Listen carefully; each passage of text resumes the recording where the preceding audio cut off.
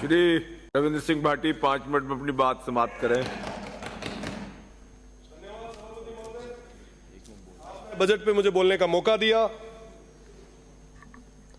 सबसे पहले तो मैं पक्ष और विपक्ष दोनों से निवेदन करना चाहूंगा कि आप गतिरोध को खत्म करें, ताकि जनता के आशीर्वाद के साथ हमें भी यहां पे आने का मौका मिला है। पक्ष और विपक्ष की इस लड़ाई में कहीं ना कहीं निर्दलीय जितने भी उम्मीदवार हैं वो अपनी बात नहीं रख पा रहे हैं। मुझे दुख इस चीज का भी है क्योंकि आज एक जो पर्ची थी, आज पर्ची निकली भी थी, जोजरी नदी जैसा एक प्रकरण था, वो चला गया। कई सारी पर्चियां हैं। तो मैं निवेदन करना चाहूंगा कि ऐसे गतिरोध तोड़ें। साथ ही साथ मैं प्रदेश की सरकार को बहुत बहुत धन्यवाद दूंगा कि उन्होंने अगासड़ी गंगापुरा में 2 नए जीएसएस हमें दिए, राजडाल की एक रोड दी, 15 करोड़ रुपए जो मरुस्थलीय इलाकों की रोडों के लिए दिए हैं, उसके लिए भी मैं धन्यवाद देता हूं। मुख्यमंत्री जी ने एक नया थार सीमा क्षेत्र विकास कार्यक्रम और साथ ही साथ डेजर्ट एडवेंचर टूरिज्म को इंट्रोड्यूस करवाया है, मैं इसके लिए धन्यवाद देना चाहता हूं। साथ ही साथ रामदेव जन्मस्थली कश्मीर के लिए जीर्णोद्वार के लिए विशेष पैकेज जो दिया है उसके लिए धन्यवाद। साथ ही साथ कई सारी और भी चीजें हैं, उन तमाम चीजों के लिए मैं बहुत बहुत धन्यवाद देना चाहता हूं। पर कई सारी चीजें आज भी छूट रही है, जिसमें एक बहुत बड़ी मांग जो पश्चिमी राजस्थान की रही है। बाकासर के अंदर एक ड्राई पोर्ट बनना था, चोटन से आने वाले हमारे सदस्य भी यही हैं, काफी लंबे समय से ये भी मांग कर रहे हैं। अगर वो ड्राई पोर्ट बनता है तो उस क्षेत्र की जनता को और वहां के युवाओं को कई सारे नए रोजगार के अवसर मिल सकते हैं। तो मेरा निवेदन कि इस बारे में सोचा जाए। साथ ही साथ ईआरसीपी के तर्ज पर डब्ल्यूआरसीपी की मांग काफी लंबे समय से चली आ रही है। वेस्टर्न राजस्थान के तमाम जो भी माननीय सदस्य यहां पे आ रहे हैं, उन्होंने सभी ने, चाहे पक्ष के हो चाहे विपक्ष के हो, सभी ने ये मांग रखी ताकि वो वेस्टर्न राजस्थान हरा भरा हो सके। साथ ही साथ पानी, बिजली, शिक्षा, चिकित्सा, सड़क और तमाम चीजें जिनके बारे में कई कई चीजें आई भी है। पर माननीय सभापति महोदय, वेस्टर्न राजस्थान बहुत बड़ा क्षेत्र है। मुझे लगता है जो चीजें, जो घोषणाएं होनी चाहिए थी, पूरे तरीके से अभी तक नहीं हो पाई। पानी हमारी बहुत बड़ी समस्या है। आने वाले गर्मियों के दिनों में पानी की स्थिति और खराब होती जाएगी। मेरा निवेदन है, क्योंकि यहाँ पे माननीय मंत्री जी भी विराज रहे हैं, निवेदन है कि 10 हैंडपंप और 5 ट्यूबवेल से लगभग 610 गांवों में पानी पहुंचाना तकरीबन असंभव है।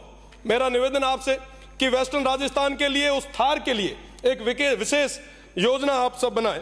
साथ ही साथ बिजली की अगर मैं बात करूं तो वर्तमान स्थिति भी बिजली के क्षेत्र में काफी उतार चढ़ाव वाली चल रही है। आज भी उन किसानों को बिजली पूरे तरीके से नहीं मिल पा रही है। 6 घंटों की बात हम कर रहे हैं, पर बड़े दुख के साथ कहना पड़ रहा है, पश्चिमी राजस्थान जो पूरे राजस्थान को कहीं ना कहीं जो बिजली देने में समर्थ है, आज दिया तले अंधेरा की स्थिति हो चुकी है। हमारे उन किसान भाइयों को पूरे तरीके से बिजली नहीं मिल रही। साहब, कृषि कनेक्शन की हम बात कर रहे हैं, हम कह रहे हैं कि साहब हम अभी खूब सारे कृषि कनेक्शन देंगे। पर माननीय सभापति महोदय, मैं आपके माध्यम से प्रदेश की सरकार से निवेदन करना चाहूंगा, 2016 से लेकर आज तक के कई सारे हमारे जो किसान हैं उनकी फाइलें पेंडिंग पड़ी है, उन्हें नए कनेक्शन नहीं मिले हैं। ये बहुत बड़ी एक चिंता की बात है। मेरा निवेदन प्रदेश की सरकार से कि उन किसानों के हित में सोचते हुए उन्हें आप कनेक्शन दें। साथ ही साथ मैं बात करूं चिकित्सा की, तो चिकित्सा के मामले में उस क्षेत्र में एक जिला अस्पताल गडरा रोड में और सिव में होना चाहिए। मैं उसके लिए आपसे निवेदन करना चाहूंगा कि आप एक बहुत बड़ी ये सौगात दें, क्योंकि पश्चिमी राजस्थान में एक क्षेत्र से दूसरे क्षेत्र या एक गांव से दूसरा गांव तकरीबन 20 से 30 किलोमीटर दूर है, और ऐसी स्थिति में चिकित्सा व्यवस्था को मजबूत करने के लिए इस चीज की बहुत ज्यादा जरूरत है। मेरा निवेदन है आप कि आप वहां पे चिकित्सा के मामले में व्यवस्थाओं को और सुदृढ़ करें। साथ ही साथ डीएनपी क्षेत्र की मैं बात करूं, होमगार्ड के उन लोगों की बात करूं, साथ ही साथ ईडब्ल्यूएस की बात करूं, तमाम मुद्दे मेरे पास थे। पर माननीय सभापति महोदय, मेरा निवेदन कि इन सब चीजों के लिए हमें, जो हमारे सदस्य हैं जो इंडिपेंडेंट है, उनका भी समय आप थोड़ा हमें दें, क्योंकि डीएनपी हमारी अपने आप में बहुत बड़ी समस्या है। डीएनपी के अंदर लगभग 118 गांव आते हैं। इस डिजिटल युग में भी वहां पे अभी तक नेटवर्क, वहां पे अभी तक पानी, बिजली और तमाम जो मूलभूत सुविधा है वो नहीं मिल पाई है। साहब, मेरा निवेदन कि डीएनपी की एक बार यात्रा हमारे माननीय मंत्रीगण करे, वहां की स्थितियां देखे, वाकई आपको लगेगा कि साहब ये बहुत पीछे है।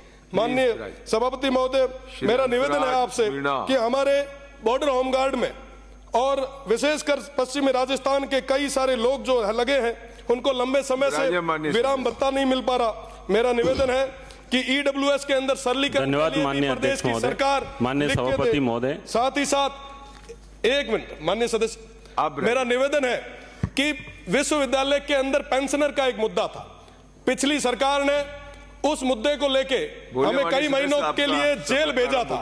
मेरा निवेदन कि अब बहुत बड़ी और एक सुविचार रखने वाली, जनता का हित रखने वाली सरकार आई है, तो उन पेंशनर को भी समय पे आप पेंशन दें। बहुत बहुत धन्यवाद। जय हिंद।